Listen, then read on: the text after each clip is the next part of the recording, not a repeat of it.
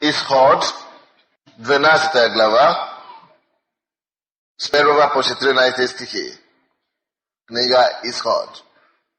Исход 12, Возьми на полу. с 1 по 14 стих. Сказал Господь Моисею и Аарону в земле египетской, говоря: «Месяц сей да будет у вас началом месяцев, первый да будет он у вас между месяцами года. Скажите всему обществу израильтян: 10-й день сего месяца пусть возьмут себе каждый одного агнца по семействам, по агнцу на семейство. А если семейство так мало, что не съест агнца, то пусть возьмет с соседом своим, ближайшим к дому своему, по числу душ, по той мере, сколько каждый съест, расчислитесь на агнца. Агнец у вас должен быть без порока, мужеского пола однолетний. Возьмите его от овец или от коз. И пусть он хранится у вас до 14-го дня сего месяца. Тогда пусть заколет его все собрание общества израильского вечером. И пусть возьмут от крови его и помажут на обоих косяках и на перекладине дверей в домах, где будут есть его. Пусть едят мясо его в сию самую ночь, испеченное на огне, с пресным хлебом и с горькими травами, пусть едят его. Не ешьте от него недопеченного или сваренного в воде, но ешьте испеченное на огне, голову с ногами и внутренностями. Не оставляйте от него до утра, но оставшееся от него до утра сожгите на огне. Ешьте же его так: пусть будут чресла ваши перепоясаны, обувь ваша на ногах ваших, и посохи ваши в руках ваших, и ешьте его с поспешностью. Это Пасха Господня. А я сию самую ночь пройду по земле египетской и поражу всякого первенца в земле египетской, от человека до скота. И над всеми богами египетскими произведу суд. Я Господь. И будет у вас кровь знамением на домах, где вы находитесь, и увижу кровь, и пройду мимо вас. И не будет между вами язвы губительной, когда буду поражать землю египетскую. И да будет вам день сей памятен, и празднуйте вонный праздник Господу во все роды ваши, как установление вечное празднуйте его». Аминь. До того, как я начну проповедовать, я хочу сказать тем людям, которые имеют проблемы с плечом, что вы можете получить ваше исцеление, просто когда я молюсь за больных обычно, вы должны научиться внимательно слышать и говорить то, что делать то, что я говорю. Вам надо было положить руку там, и Бог хочет исцелить вас. А также ухо. Если это также у вас есть ухо, проблема с ухом, или другое место, верьте, что Господь прикасается к вам во время этой проповеди. И во время хлебопреломления Бог еще сделает больше чуда для нас. Потому что Бог, Он хранит свой завет. Аллилуйя.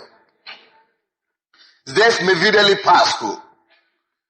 Пасха, которая была в Ветхом Завете. Пасха, которая была с детьми Израилевыми. Пасха, которую Господь Бог сам установил.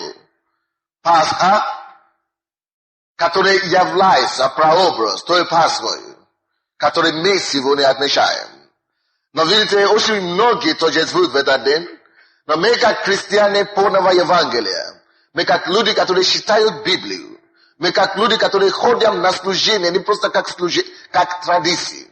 Мы будущие люди, которые знают Бога и хотят знать Иисуса Христа, как Он есть на самом деле. Мы, которые не поклоняемся ни кумирам или идолам. Мы, которые приходим сюда, чтобы поклоняться только живому Богу. У нас нет иконов. Мы должны знать тогда, что Бог говорит о всех обрядах, которые Он устанавливает в своем доме. Если мы читаем с вами Библию, можно выключить теперь видеосвет. Если мы читаем с вами Библию, то мы должны понять то, что Бог повелит нам сделать. Аминь. Пасха имеешь что-то, которое имеет непосредственное отношение к каждым верующим. Пасха имеет отношение к тебе лично. Здесь мы видим прообраз той Пасхи, который Бог отметил для израильтян. И Он говорит им, давайте посмотрим, прежде чем мы посмотрим, мы будем читать из Исхода. Не закрывайте Исход, потому что мы будем постоянно обращаться к ним. Я хочу, чтобы вы поняли один факт и установили это для себя. Библия нам говорит евреям, 10 главе, 1 стиха. Евреям, не закрывая Исход. Еврей 10:1. Что же написано там? Закон, имея будущих благ. Обычно мы знаем, что закон, когда речь идет о законе, речь идет о том, что написано в Ветхом Завете. То есть речь идет в основном о содержащем в Ветхом Завете. Библия говорит, что закон имеет будущих благ. И я хочу, чтобы вы также поняли шире, чем этого. Чтобы вы знали, что все то, что происходило с детьми Израилевым, все то, что мы считаем в Ветхом Завете, не просто история. Это не просто рассказ. Это все происходило с ним. Как иносказание. Как символ того, то, что должно произойти с нами. Единственная разница заключается в том, что с ними это происходило физически. С нами это во многом будет духовно. Мы видели, что они воевали очень много. Правда? Когда Бог говорит, что это есть тень будущего, это обозначает, что мы тоже будем постоянно воевать. Теперь, если они воевали физическими оружиями, то мы не воюем теми же самими оружиями. И Библия говорит нам в Новом Завете, что мы также имеем брань. Но наша с вами брань не плоская. Она не против крови и плоти. Она против начальств, властей и мироправителей века тьмы сего. Под духов злобы под небесными. То есть мы тоже сражаемся. Мы тоже воюем, но духовными невидимыми силами. Все то, что было в Ветхом Завете, имеет непосредственное отношение к нам, но в духовном плане. Итак, закон имеет тень будущего. Тень. Когда вы видите тень, вы не можете сказать четко, кто это. Вы можете догадаться, кто это, но вы не можете описать лицо того, что вы видите. Так? И то, что было в Ветхом Завете, поэтому мы считаем, мы останавливаемся не на Ветхом Завете. Потому что если уже это есть тень, и если после тени пришел образ сам себе, личность, тогда лучше заниматься с личностью. Неужели с тенью его? Теряет свое время, много времени, да. Поэтому, когда люди каются, мы всегда советуем людей сначала начинать читать Библию не из Ветхого Завета, а с Нового. Потому что если образ есть, ты не сначала изучишь образ настоящий, ты стараешься разбираться в тени, ты недалеко дойдешь. Ты не пойдешь далеко. Поэтому надо сначала знать хорошо Новый Завет, прежде чем разбираться в Ветхом Завете. Люди думают, что это наоборот. Но обычно так думают люди, которые не знают Бога или Библии. Аминь. Но Библия здесь говорит нам, закон имеет тень будущих благ, а не сами образ вещей, Одними и теми же жертвами, каждый год постоянно приносим и так далее. То, что я хочу, чтобы вы знали, это то, что Пасха, которую мы видели в Исходе, является всего лишь тень будущих благ. То есть нам сегодня с вами не надо брать овцу или агенца или какого-то животного, чтобы убить и принести жертвы Богу. Это, они делали это в этом завете, но это как прообраз, это как тень того, что должно быть. Теперь, что случилось в Новом Завете? И как нам это знать, как наша Пасха сегодня? 2 стих. Я имею в виду 2 стих, Исход 12. Исход 12. Библия говорит здесь, с 1 стиха. «И сказал Господь Моисею и Аарону в земле египетской, говоря, месяц сей да будет у вас началом месяцев. Первым да будет он у вас между месяцами года». Вы догадываете, почему это должен быть первый месяц между месяцами года. Это очень просто. Это потому, что это месяц, в этом месяце они должны были отметить Пасху. И Бог говорит, это, я не знаю, я думал, что это было где-то в районе июня. Но когда Бог это говорил, Он говорит, этот месяц будет первым для вас. Потому что в этом месяце вы будете праздновать Пасху. Пасха значит переход, освобождение. Вы будете праздновать освобождение. Да, каждый раз, когда мы вспоминаем смерть и воскресение Иисуса, каждый раз, когда мы отмечаем Пасху, это основателем или основание для новых вещей. Когда Пасха символизирует начало нового. И мы пережили эту Пасху уже в нашей жизни. Когда Иисус Христос вошел в нас. Аминь. Библия говорит нам, 2 послание Коринфянам 5:17. Итак, кто во Христе Иисусе, тот новый творение, тот новый тварь, старое прошло, и теперь все новое. Дорогие верующие, дорогие братья и сестры, похорони твое прошлое.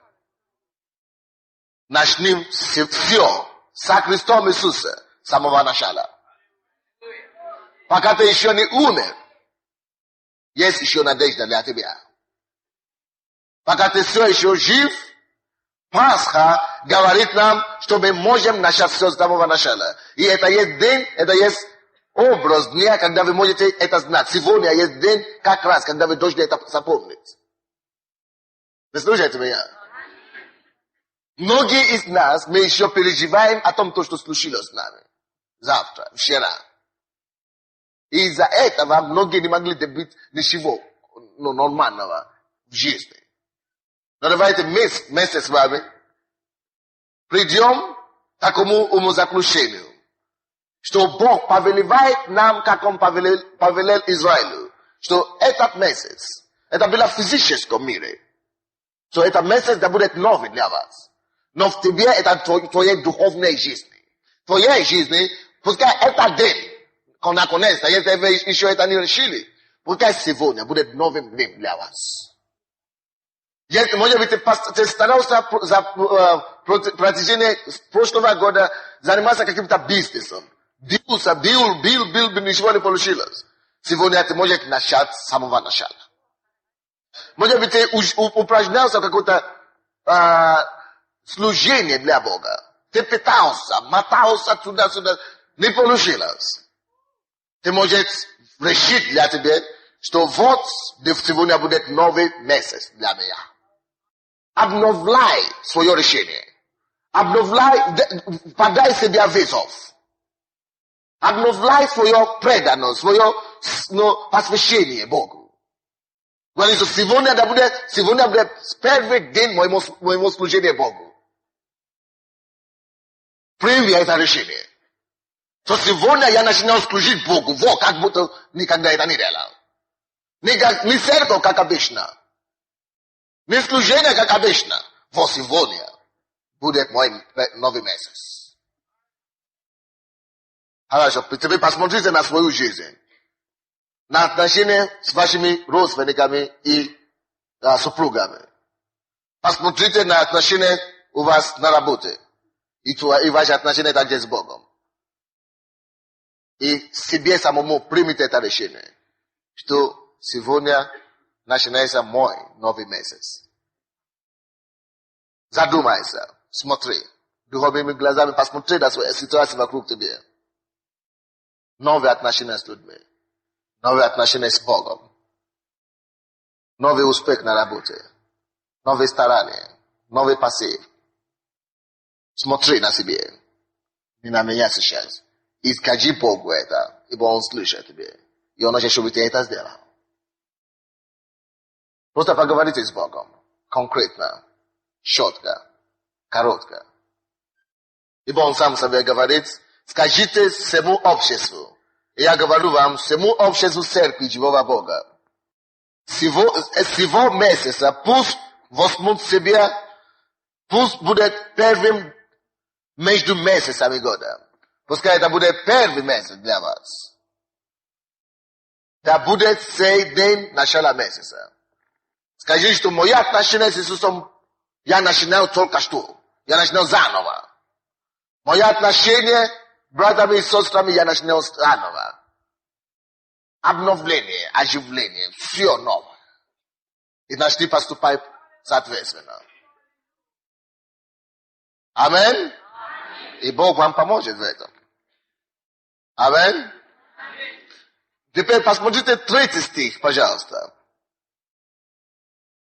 Скажите всему обществу израильтян, 10-й день сего месяца, пусть возьмут себе каждый одного агнца по семействам, но по ангсу на семейство и так далее. Мне не надо вам учить это, но я вам напоминаю, что агнец это животное было, физическое. Это было животное на самом деле. Но Библия говорит нам, не закрывая исход, откройте, пожалуйста, Евангелие от Иоанна. 1 главу, 29 стих. 1 главу, 29 стих. Евангелие от Иоанна 1:29. На другой день видит Иоанн идущего к нему Иисуса и говорит, он видит Иисуса, который идет к нему и говорит, вот, указывая пальцем на кого? На Иисуса, говорит, вот, агнец Божий, который соберет на себя грехи мира. То является для нас в Новом Завете, на сегодняшний день, то является твой агнцем. Библия говорит, возьми, скажи им, пускай они взяли агнца и закалили для завета между нами, для праздника нового, то, что я делаю. Дорогие мои, я хочу бросать вам вызов еще раз. Возьми Иисуса заново. Тебе не надо закалить его, он уже закланный за нас. Заколенный за нас. Аминь? Он уже висит. Вот крест. Иисус Спаситель наш. Каждый день может быть Пасхой для вас, мои дорогие мои. Каждый день ты можешь стать в постели и говорить, Иисус, я беру тебя сегодня как свой сотрудник. Аллилуйя. Я беру тебя сегодня как свой начальник. Я беру тебя сегодня. Я хочу двигаться с тобой. Ты есть мой агнец. Заклан. Ты тот, кто вырастет для меня. Он для тебя вырастет. Для тебя. Поэтому в Библии написано там, что каждое семейство должно брать по одному агнцу. Или если не может, тогда чтобы, то есть, вы должны иметь идентификацию. Личное признать, это должно быть личное что-то. Это должно быть личное. Просто Иисус для всего мира. Иисус умер для мира. Нет. Он не говорил, возьми только одного агнца для всего общества Израиля. Иисус лично для тебя.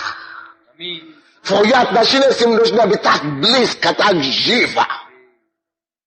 Это твой личный агнец, который пошел на крест лично для тебя. Если бы вы были единственным грешником здесь на земле, Иисус все-таки бы пошел на крест, чтобы умереть за тебя. Поэтому он твой личный агнец. Значит, не относился к нему как таково. Значит, иметь его лично. Значит, обращаться к нему именно так. Не просто как кто-то, если он хочет, он послушает, если он не хочет, не слышит, а где-то там нет. Приблизь его к себе. Общайся с ним на личном основании. Вот что обозначало это личный агнец для семейства. То ты должен знать, что Иисус для моей семьи. Иисус, Он для меня. Иисус, Он лично мой Спаситель. Аллилуйя. Иисус мой путеводитель, полководец. Аллилуйя. Он мой полководец. Он мой руководитель. Он мой начальник во всем и во всем. И Библия говорит здесь. Так, 3 стих мы читали. 5 стих. Давайте посмотрим 5 стих. Агнец у вас должен быть без порока. Слушайте. Агнец у вас должен быть без порока, мужеского пола, однолетний. Возьмите его от овец и от коз. О чем это говорится нам? Давайте вообще откроем первое послание Петра. Не закрывая, конечно, исход. Первое послание Петра. 1, 18, 19. 1 Петра 1, 18, 15. 18, 19. Зная, что есть Бог, чтобы мы знали. Зная, что нетленным серебром или золотом искуплены вы от суетной жизни, преданного вам от отцов. Дорогие мои, Бог нам напоминает это, чтобы мы это знали. Зная, что ни от земной золота, ни от тленным серебром или золотом искуплены вы. То во Христе Иисусе из вас. Аллилуйя. Вы во Христе Иисусе, правда? Библия говорит, что мы куплены от суетной жизни. За вас заплатили. Поэтому мы просто не имеем права вернуться обратно. Потому что никто не может вернуть нам эти деньги, которые были заплачены. Никто не может вернуть Бог. Эти деньги, которые были заплачены за нас. Но это не деньги. Это больше, чем денег. Больше, чем серебро. Больше, чем золото. 19 стих. Но драгоценной кровью Христа, как непорочного и чистого агнца. Библия говорит, что Иисус Христос заплатил свою кровь, чтобы искупить нас. Будучи непорочный и чистый агнец. Вы помните, вы запомнили то, что нам там написано исхода, что там должна быть чистый, однолетний агнец, без порока? Это, да, мужского пола, это прообраз кого? Потому что Иисус чистый. Библия говорит, что почему она должна быть чиста и беспорочна? Потому что нужно использовать кровь этого агнца. Для чего кровь? Что такое кровь? Зачем нам кровь? Очень хороший вопрос. Почему необходимо, чтобы он был чистый, нетленный? Дело в том, что надо было использовать кровь Иисуса. Теперь слушайте внимательно. Очень многие не понимают, почему кровь. Так? Мы не понимаем, почему именно кровь. Почему надо было, чтобы Иисус пролил свою кровь. И даже некоторые цивилизированные, так называемые, люди говорят, что кровь это знак позора. Это уже, зачем кровь? Неприятно. Неудобно. Кровь. Не страшно. Дело в том, что мы грешники. Когда речь идет о крови, только чистая кровь может очистить человека. Если грязный, то очень использовать грязную кровь, чтобы очистить это, тоже грязный будет. Еще более грязный. Мы грешники, и Библия говорит нам, что без, это Евреям 9 глава, что без пролития крови нет прощения. Только бы меня слышали сегодня. Без пролития крови нет прощения. Мы с вами грешные. И говорят, все равно почему кровь. Окей, давайте поехали дальше. Дело в том, что все то, что мы делаем, все то, что ты говоришь, делаешь, все фиксируется. Амин? Все фиксируется в духовном мире. То, что люди называют космос. Все фиксируется в космосе. Даже дьявол знает об этом. Вы знаете, эти вещи, явления такие, даже есть в миру, что когда кто-то умирает, да, никто не знает, кто его убил. Никто не знает. И они хотят вести, кто его убил, допустим. Они идут к колдунам или кто-нибудь там. И они призывают душу этого человека, что-то подобное, так? Это действительно не этот человек говорит. Это бес. Это сила в духовном мире, которая знает. Потому что в духовном мире, космосе, можно говорить так, космос, содержится информация о свету, что мы говорим. И делаем. И информация идет. Я бил убитый когда-то и так далее, и так далее. Потому что в духовном мире есть информация. Если вы хотите слышать подробность этой проповеди, в летом мы проповедовали о власти в языка. Власть жизни и смерти в языка. Это две проповеди. В одном из них я проповедовал подробно об этом. В духовном мире это все фиксируется. Все твои грехи, я очень не помню, что я делал. Я вообще не грешник. Я никого не убил. Я никого не ограбил. Я вообще-то такой человек. Ну, конечно, бывает там, что обманул к лучшему, как вы говорите, нарушие или какой-то. Да. Но это все фиксируется, короче. Грех есть грех. Теперь в духовном мире единственное то, что имеет силу перед Богом, чтобы очистить человека, это кровь. Вы понимаете, почему кровь? Эта кровь стирает полностью. С небес, это как компьютер. Информации, которые были задействованы на земле. Поэтому очень плохо и очень опасно, когда человек уже получил возрождение церкви и попадает обратно в мир. Он заново начинает счет включил. А какое наше преимущество, когда мы служим Богу, потому что я знал, что если я согрешил сейчас, сразу же я могу попросить у Бога прощения. И это есть кровь продолжает действовать для меня. И Он прощает. И омывает. Я продолжаю идти с Богом. Поэтому Бог предусмотрел и знал, что кровь Иисуса, потому что тем более все информации, Иисус послал, Бог послал Иисуса, чтобы Он умер за наши грехи, тем более Бог признает его кровь. Потому что Он на самом деле жил без одного греха. Бог это знает. Поэтому Богу необходимо, чтобы даже его возлюбленный сын, чтобы Он не мог его пощадить. Очень многие люди спрашивают, почему Бог его не пощадил на кресте? Почему Он не спас? Почему Он не потерпел? Пускай Он не спас. Но надо было, чтобы Он пролез эту кровь. Без этой пролитой крови ты не будет прощения. Поэтому написано в Библии, на мгновение Бог покинул Иисуса.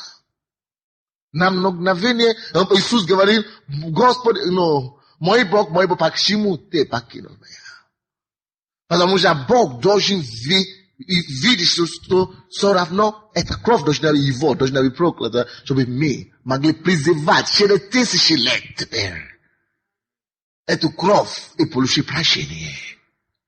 Поэтому эта кровь должна быть непорочна.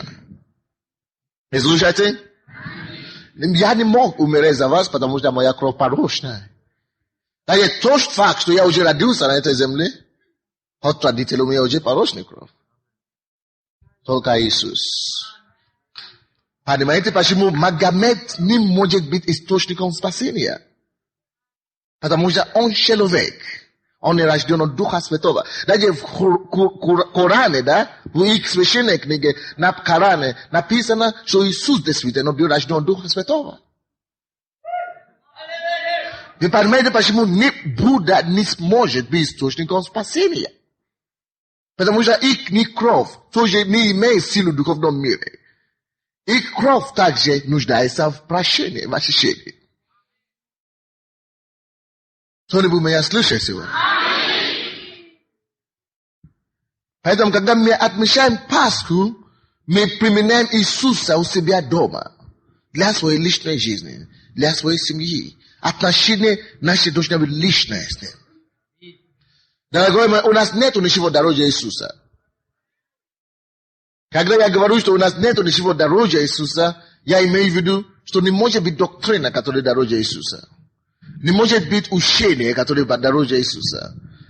Наша церковь называется Слово веры.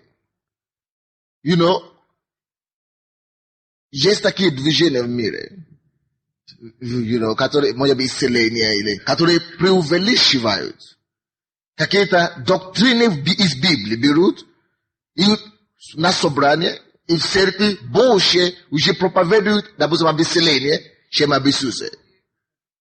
То есть мы уже берем то, что Иисус дает, и мы используем только Иисуса как средство получения. Все то, что мы хотим. Но, понимаете, в нашем христианском хождении на первом месте стоит Иисус. Не исцеление, не вера. Есть другие направления. Они проповедуют только веру. Как ты можешь получить веру, чтобы ты просветался? Как ты можешь получить веру, чтобы ты даже жить хорошо? Вера, чтобы вера, чтобы это делать. На собрании только об этом ты слушаешь. Мы не можем преувеличивать любую доктрину выше Иисуса. Все есть Иисус. Мы можем иметь веру, но чтобы только познавать Иисуса больше. Это дороже всего. Аминь. Вы заметьте себе это, потому что у нас может быть искушение, особенно в такой церкви, как это, где Бог много делает для нас. Мы можем очень быстро. Значит, нам приходить в церковь только чтобы получить исцеление. Значит, приходить в церковь только чтобы слышать о финансах. Но на самом деле только Иисус. Это есть проблема, которая христианство именно такого, такие, как наши имеет. Мы уже обращаем внимание на личные отношения с нашим Создателем. Мы только хотим ближе к Нему, чтобы получить что-то от Него. Да, это не будет так у нас. Аминь.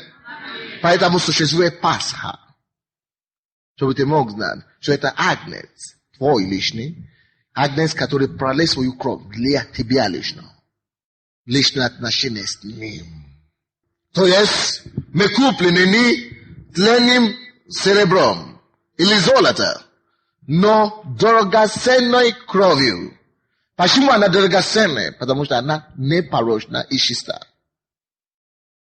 Поэтому сегодня после служения у нас будет хлебопреломление, которое напоминает о нашем завете с Ним. Укрепляет и упрочняет наши отношения. Также личное отношение с Иисусом Христом. Откройте, пожалуйста, обратно Исход. 12 глава, которую мы читаем, 7 стих. И пусть возьмут от крови его и помажут. Видите, опять кровь это, да?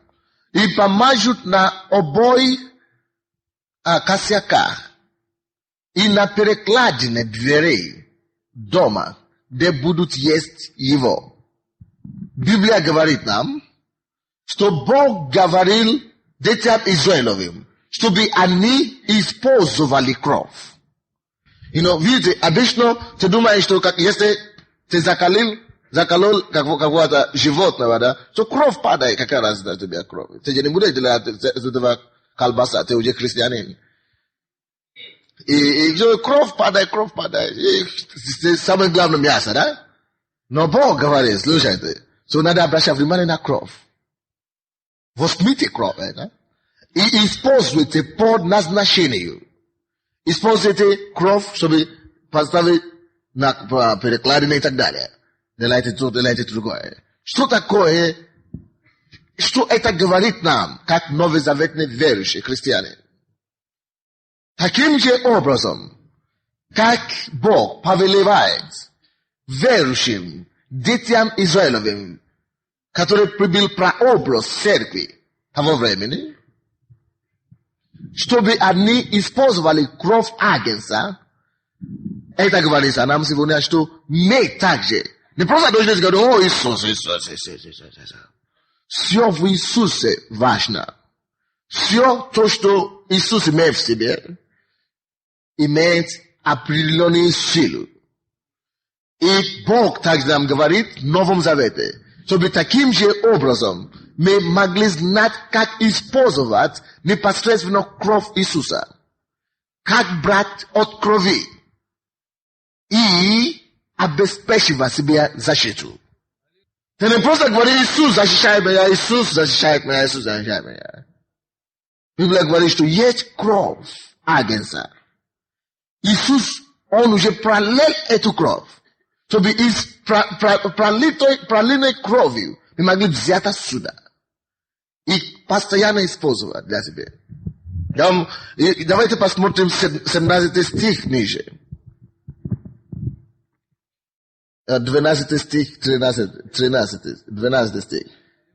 А я в сию самую ночь пройду по земле египетской и поражу всякого первенца в земле египетской от человека до скота.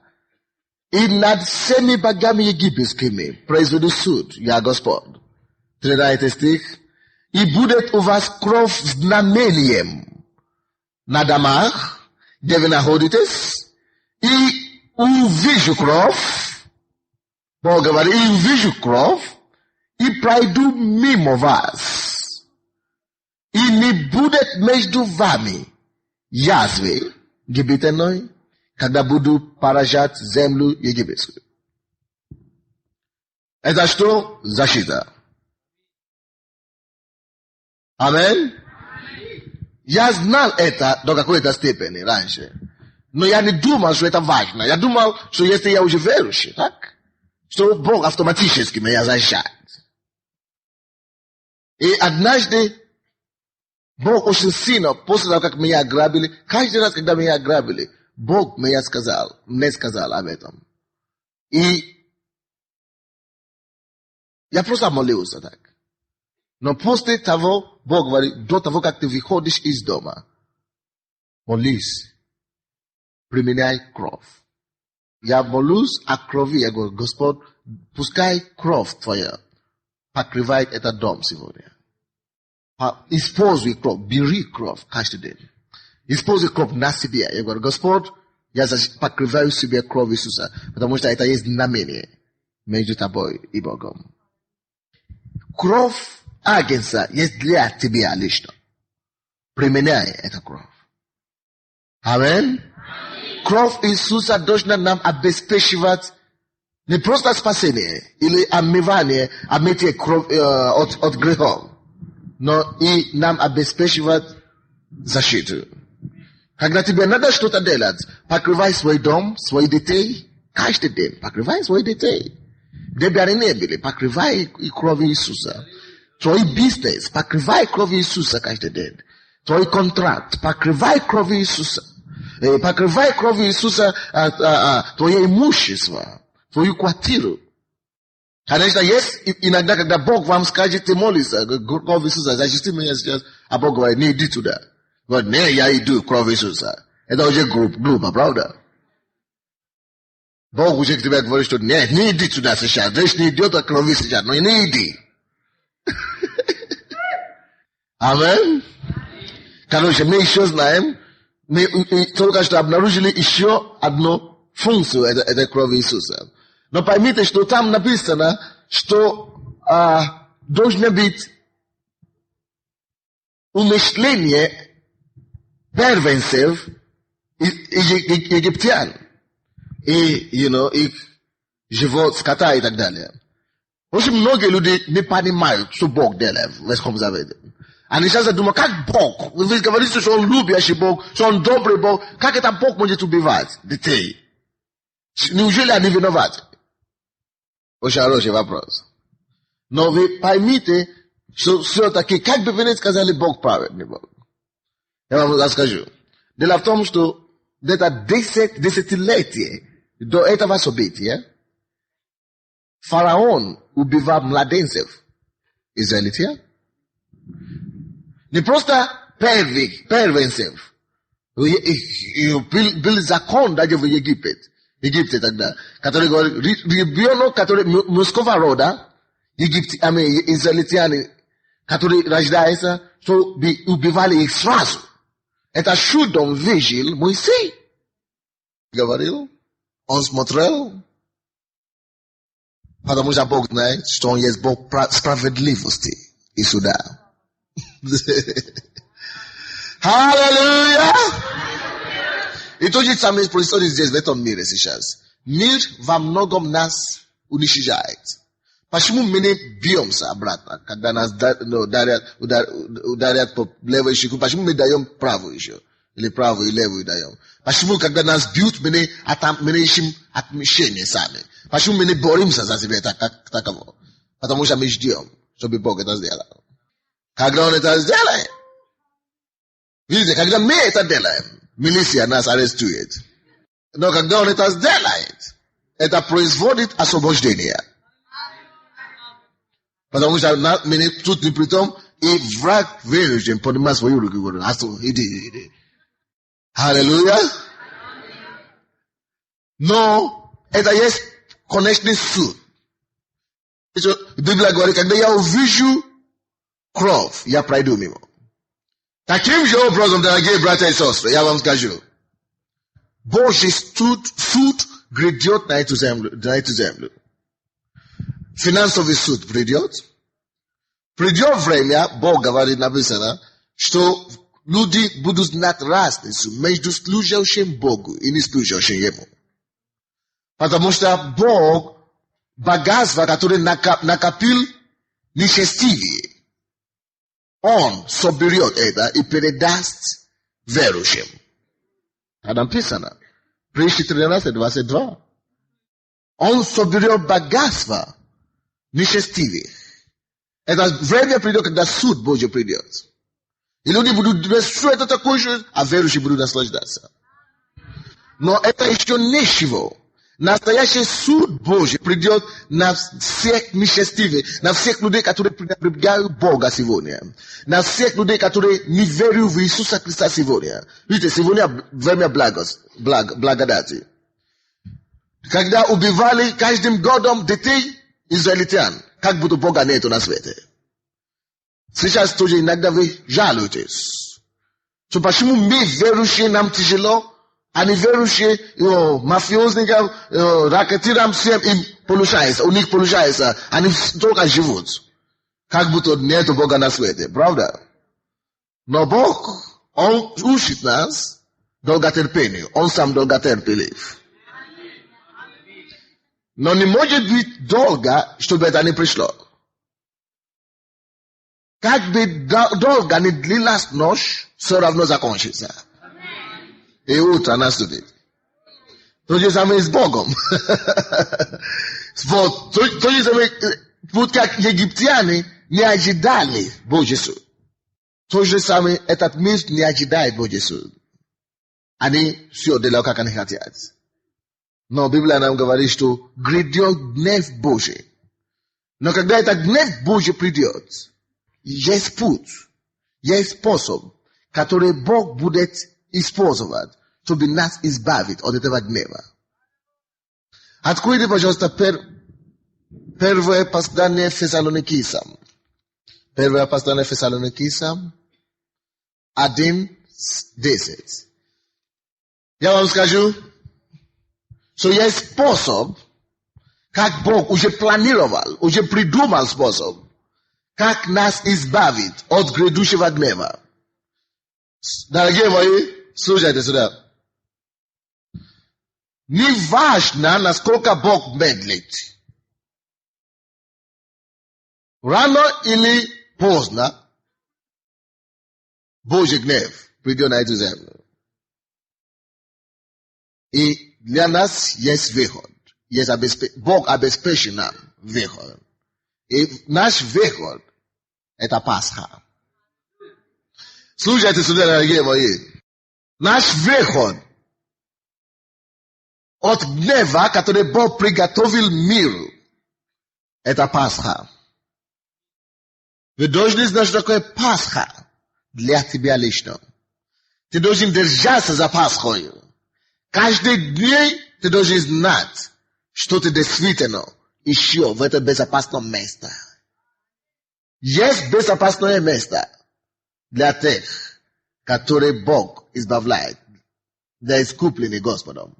Есть безопасное место, где мы не поделим суд с этим миром. Есть безопасное место, которое ты должен себя сохранять. Я чувствую, что я должен предупреждать вас об этом еще раз. Есть безопасное место,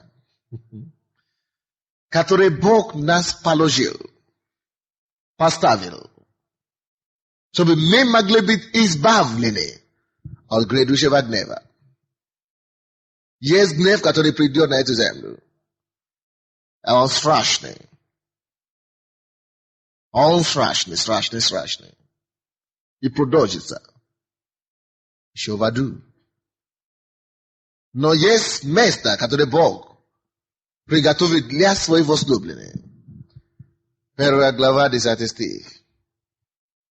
И ожидая с небес Сына Его, которого Он воскресил из мертвых, Иисуса, избавляющего нас от грядущего гнева. Теперь помните исход 12. Когда я увижу кровь, я пройду мимо. Откуда кровь? Сагенца. Иисуса. В Иисусе, в Его крови, наша безопасность от грядущего гнева. Когда ты встаешь каждый день, задай себе вопрос. Все еще ли я во Христе Иисусе под кровью или нет? Не ложи спать без уверенности, что ты еще под кровью Иисуса. Потому что этот день может наступить ночью. Хадис каждым постоянно с ответственностью о том, что ты во Христе Иисусе безопасен. Живи так. Будь в крови.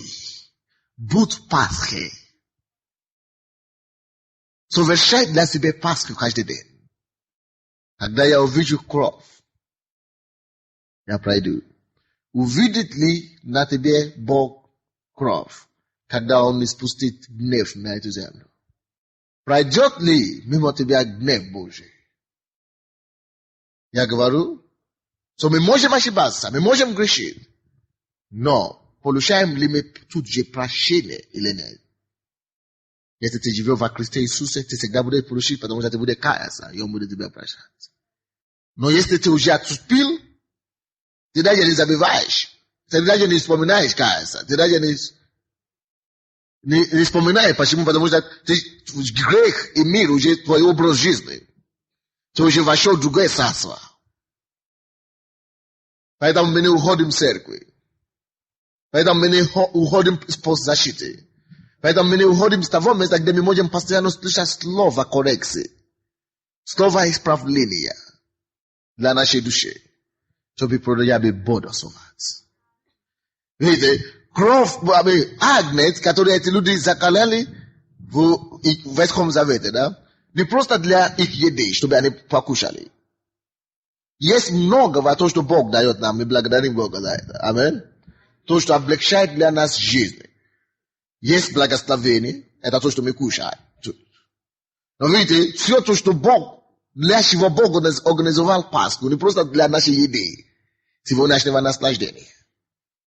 Но больше того, чтобы охранять нас от грядущего гнева. Давайте вернемся к Исходу 12. Буду читать 8 стиха. Пусть съедят мясо его сию самую ночь, испеченное на огне, пресным хлебом и с горькими травами. Пусть съедят его. Если вы посмотрите Евангелие от Иоанна, давайте посмотрим 6 главу. То я не закрываю, конечно, Исход. Евангелие от Иоанна, 6 глава, 53-56 стихи. Иисус же сказал им: истинно, истинно говорю вам, если не будете есть плоти Сына Человеческого и пить крови Его, то не будете иметь в себе жизни. Ядущий мою плоть и пьющий кровь мою имеет жизнь вечную, и я воскрешу его в последний день. Ибо плоть моя истинно есть пища, и кровь моя истинно есть питье. Едущий мою плоть и пьющий мою кровь пребывает во мне, и я в нем. Библия говорит, чтобы они ели в Исходе полностью эту агнца. Что это значит? Он говорит, чтобы ничего не осталось. И мы понимаем, конечно, что это агнец есть Иисус Христос. Мы, конечно, понимаем, что Он сам это говорит, что моя плоть есть истинная пища. И что моя кровь есть действительно питье. О чем речь идет? Речь идет о том, что мы не имеем права отбрасывать или выбрасывать, или отбирать ту часть Иисуса, который нам приемлема. Ты должен взять Иисуса полностью и целиком, как Он есть. Видите, многие любят Иисуса, когда речь идет об исцелении, о благословении. Они любят благословение, но не любят Его наказание. Любят Его мед, но не любят Его палочку. Это грозды. Розгу, да. Они любят то, что Он говорит, они не любят Его радости, но не любят Его святость. Любят Его мир, покой, благословение, но они не любят Его дисциплину. Дорогие мои, давайте возьмем Иисуса. Будем есть Его. Библия говорит нам, что Его плоть, это есть Его Слово. Евангелие от Иоанна, 1 глава. Что Слово стало что? Плотью. Плотью. Когда речь идет о Его плоти, это значит, мы должны Его Слово принять целиком, как оно есть. Не отбрасывать. Не выбирать то, что нам угодно, нам приятно слушать. И Его кровь, есть Его Дух, Дух Святой. Аллилуйя. И Библия говорит, тот, кто ест мою плоть и пьет мою кровь, пребывает во мне. Если вы кушаете целиком Слова Божьего, вы не можете потерять Иисуса. Вы будете пребывать в Нем, потому что всяким водимым Духом Божьим суть семя Божие. Пасха. То, что нам обеспечает, это самое главное, то, что Бог дал нам. Потому что именно Пасхою Бог обеспечил нам агнец Божий. Пасхою Бог закалил его за нас, Он умер за нас. Пасхою Он воскрес за нас, чтобы мы могли иметь надежду, что мы также умрем, может быть, если Иисус не придет в нашей жизни, но мы не только умрем, мы воскреснем, чтобы побыть с Ним и жить с Ним во веки веков. Аллилуйя! Аллилуйя! И, конечно, как обычно, давайте вернемся к исходу. Заметьте себе, что там написано, в 8 стихе, что с пресным хлебом. Что такое пресным хлеб? Это значит ничего не вмешать с этим, правда? Я уже вам это сказал. Есть, прими это слово, как оно есть. И с горькими травами. Пусть едят его. Что такое горькие травы? Библия говорит нам, что мы должны быть соучастниками страдания Христова. Как это и кушают мясо, все там должно быть вкусно. А тут он говорит, поставь там еще горькие травы. Чтобы не расслабляться, правда, брат? Алло? Братья и сестры, послушайте сюда. Добро пожаловать в церковь живого Бога. Добро пожаловать в Царство Божие. Есть, что мы будем, будущие христиане, в нашей жизни будет очень много испытаний и неприятностей. Но Библия говорит, что переноси страдания, как добрый воин Христа Иисуса. Переноси страдания. Вот что такое горькими травами. Вроде все хорошо, и бах тебе неожиданно.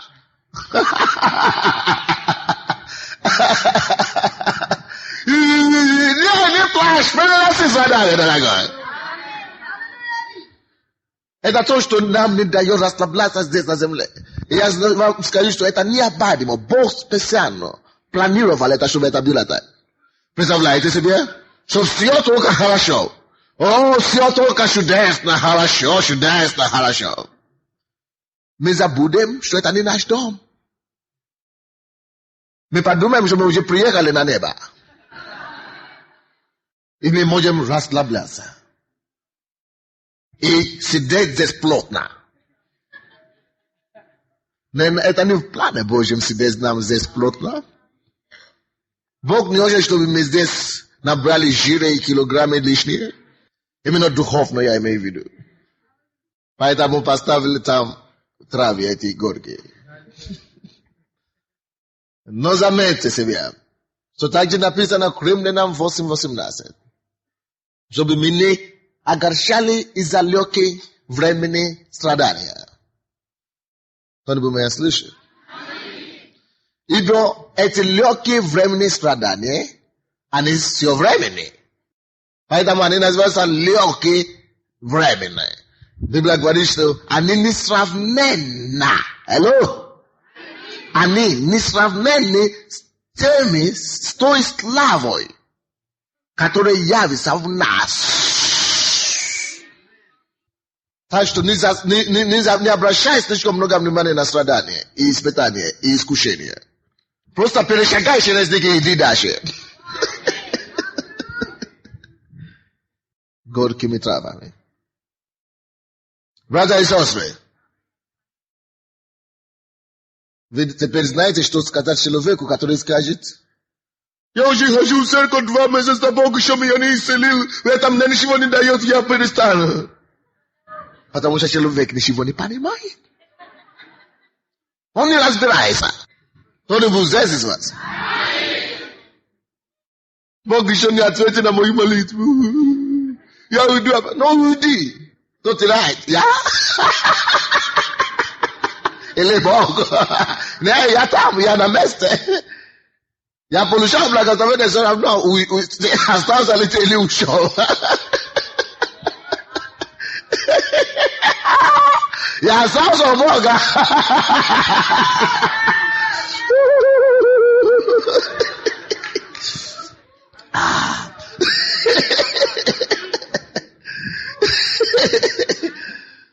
То, что есть травы горькие в это самое мясо, не значит, что нету мяса больше. Я все еще ем мясо. Знаете, когда я сталкиваюсь с этими очень самой горькой частью этого самого, травы, но я напоминаю себе, что я еще ем мясо. Даже при этом я еще ем благословение. Даже при самом тяжелом испытании все еще я наслаждаюсь другими благословениями Бога. Потому что есть другие благословения, кроме той. А если я останусь достаточно времени, то я это тоже и проделюсь самое восьмое. Бог мне поможет разрешить эту проблему тоже. Пасха. Жизнь за Христом. Она интересная. И чудесная просто. Слава Богу. Слава Богу. 11 стих, пожалуйста, Исход. 12 глава. Ешьте же его так. Пусть будут чресла ваши препоясаны, обувь ваша на ногах ваших, и посохи ваши в руках ваших. И ешьте его с поспешностью. Это Пасха Господня. Библия говорит, ешьте его так. Полностью обуты, одеты и так далее. Одет. Полностью. И есть поспешностью. Вот почему травы.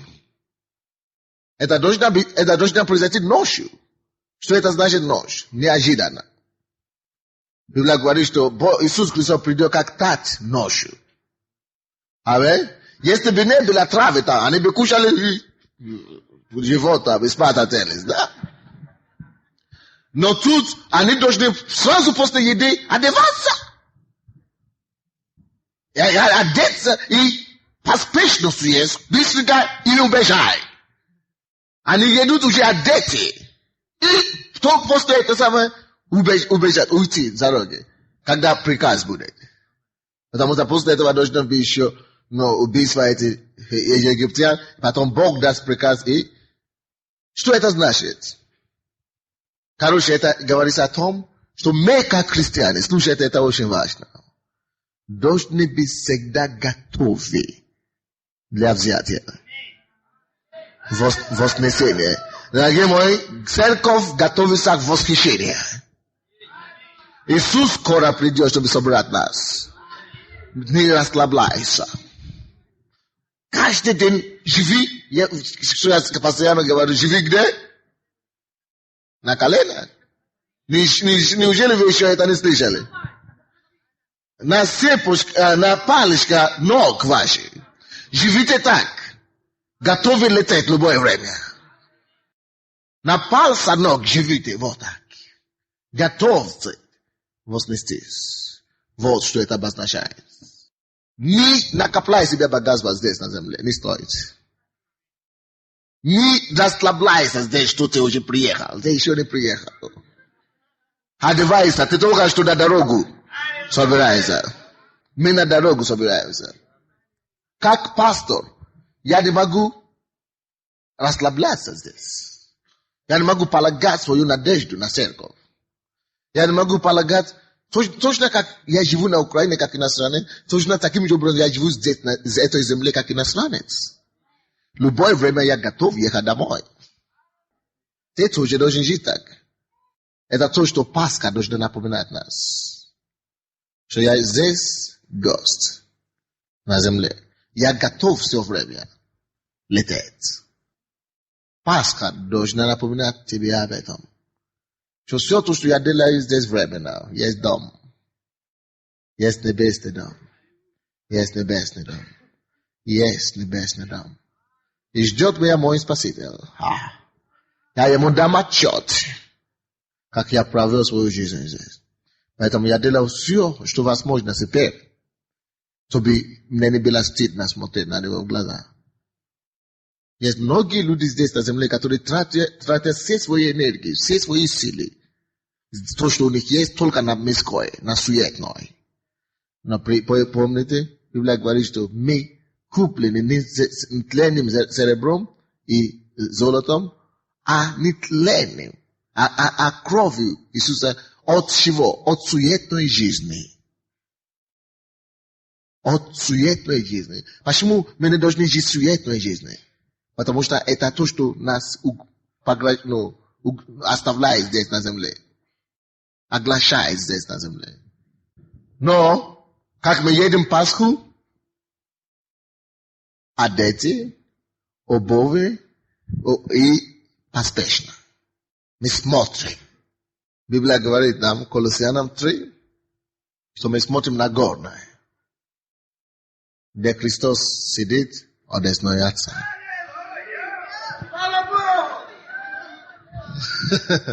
Постоянно наша жизнь должна быть построена именно таким образом. Вы слушаете меня? Наша жизнь должна быть построена именно таким образом. От Иоанна 14. Евангелие от Иоанна 14. Первые 3 стихи.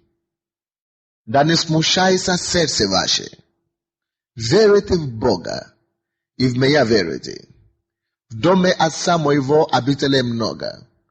А если бы не так, я сказал бы вам, я иду приготовить место вам. И когда пойду и приготовлю вам место, приду опять и возьму вас к себе, чтобы вы были там, где я. Пасха. Агнец, кровь, плоть его, кровь его, которую мы кушаем и пьем, одетые, травы, горки и с поспешностью готовься выйти из земли, чужой, и уйти домой. Давайте станемся. Что такое Пасха для тебя? Поговори с Богом и благодари Его за Иисуса, который Он послал нам. Благодари Его за то, что ты можешь начать все снова, заново. Пускай это будет новый месяц для вас, новый день для вас. Начни все сначала. Итак, то во Христе Иисусе тут новая тварь. Все старое прошло, и теперь все новое. Скажи Богу, что ты хочешь начать все заново. Я начинаю все заново, помоги мне, Господь. Новый успех я жду. Новую удачу я жду, Господь. Иисус, аллилуйя. Жизнь, чтобы мы могли жить. Собрал нашу смерть и дал нам свою жизнь. Скажи Иисусу, что ты хочешь жить для Него и только для Него.